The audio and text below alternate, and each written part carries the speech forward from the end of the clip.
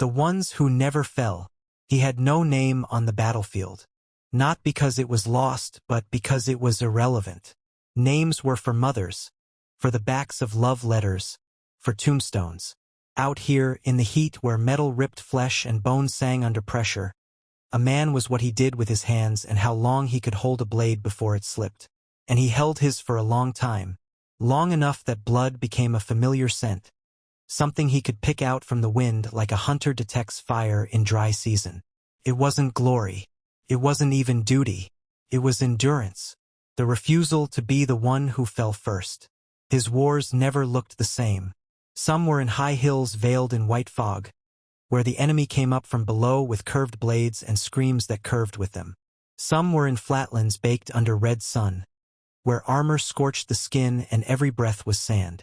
Others, those he hated most, were in forests, close, crowded, wet, every branch a trap, every step a gamble. In those he fought like an animal, not because he wanted to, but because there was no room to be anything else.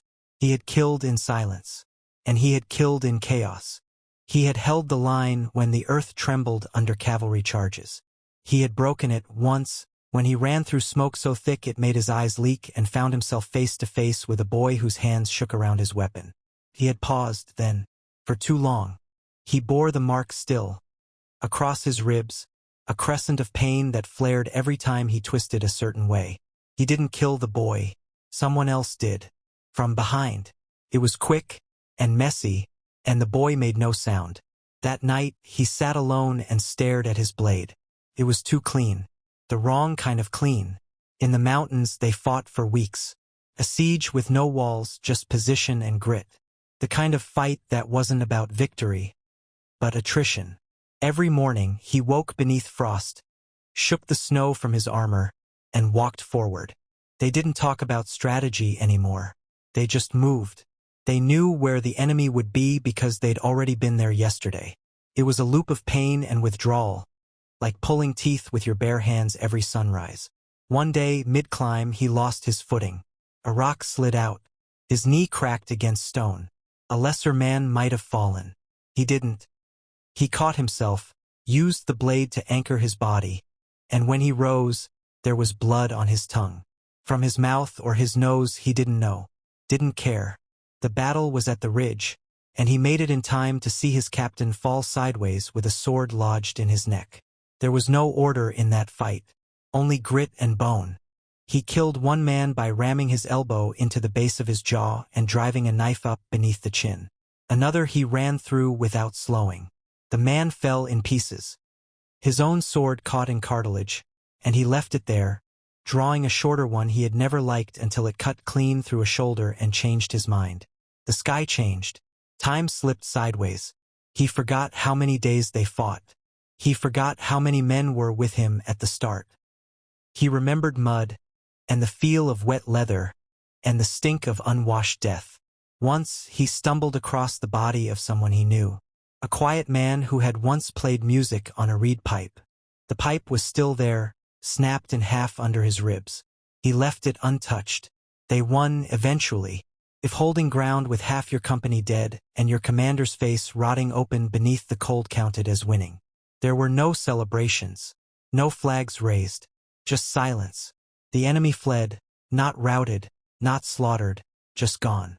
And so they stood, the few who remained, in the dusk of another place ruined by men's decisions, and didn't say a word. He did not go back with the others. Not right away.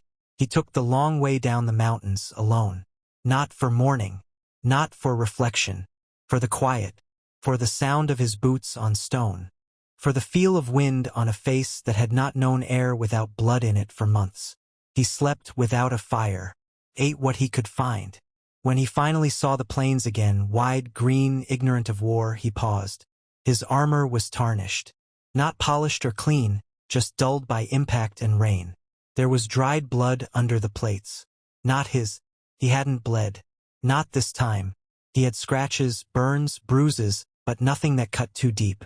That had always been true. The others died. He didn't. It had become his pattern. Survive. Return. Forget. Fight again. He reached the border road when the sun was high. cart passed him. The driver glanced once, then looked away. His clothes marked him as something to be avoided. He didn't mind. He walked, one foot in front of the other, his sword, only one now, slung across his back. It hadn't been used in days. His hand still twitched near the hilt, out of habit. There was a bend in the road. He knew it well. Past it, a river. Past that, a village with no name that mattered. He would not stop there. He never did. He would pass through. He would let the weight settle again. The quiet kind. The one no one saw. Because no one asked what he did between wars. No one asked what a man becomes when killing is the only thing he knows how to do with any grace. He crossed the river just before dusk. A child on the other side pointed at him.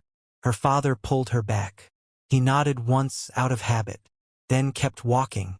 Not home. Not really. Just back. Because that's what they did, those men who never died. They came back. Not because they wanted to, but because there was nowhere else left to go.